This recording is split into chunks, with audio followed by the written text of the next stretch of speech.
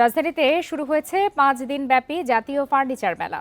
মঙ্গলবার রাজধানীর international convention city বসুন্ধরায় মেলার আনুষ্ঠানিক উদ্বোধন করেন বাণিজ্য উপদেষ্টা শেখ বশির উদ্দিন।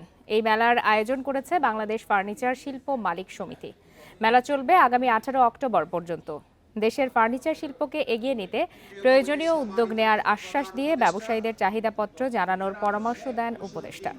উদ্বোধনী অনুষ্ঠানে শেখ বশির উদ্দিন বলেন, এবছরের শেষ নাগাদ বা আগামী বছরের শুরুর দিকে দেশে বিনিয়োগ বান্ধব পরিবেশ তৈরি হবে।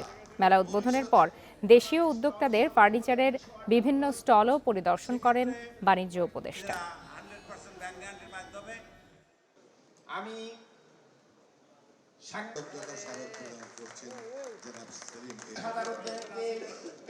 নীতি সহায়তা আকারে সরকার যা করেছে সরকার আরো করবে।